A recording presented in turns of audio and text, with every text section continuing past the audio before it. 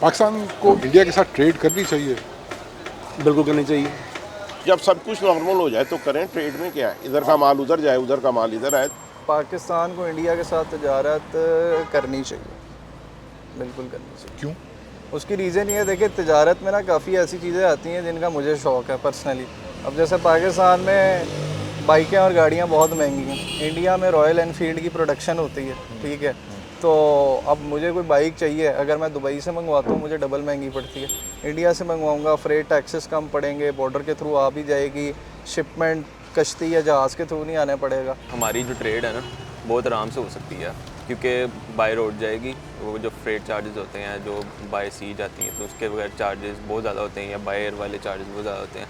हम bye rail जो trade कर सकते हैं वो बहुत बेनिफिशियल होती है। दोनों के मुफादात हैं, आप हित्ते के मुफादात भी देख लें। अगर सब कुछ यहाँ से बंद कर देंगे, वहाँ से बंद कर देंगे, तो फिर तो महंगाई होगी। जी बिल्कुल करनी चाहिए, और मेरे ख्याल में सबसे ज़्यादा करनी चाहिए। ट्रेड तो बहुत अच्छी चीज़ है, लाजमी करनी चाहिए, क्योंकि ट्रेड करेंगे उसमें हमारे जज्बात थोड़े बहुत नॉर्मलाइज होंगे, दुश्मनी में कमी आएगी। तजारत तो करनी चाहिए, जैसे कि दोनों की इकोनॉमी पे बहुत अभी जैसे रुकी है ना इंडिया से, तो बैडली वो सिचुएशन क्रिएट हुई है। करनी चाहिए करनी चाहिए। क्यों?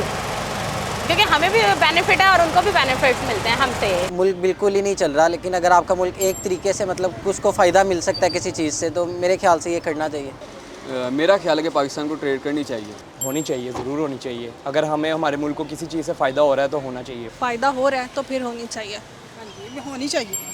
कारोबार अपनी जगह पे, लड़ाई झगड़ा अपनी जगह पे, हर चीज़ अपनी अपनी जगह पे, लेकिन कारोबार चलना चाहिए।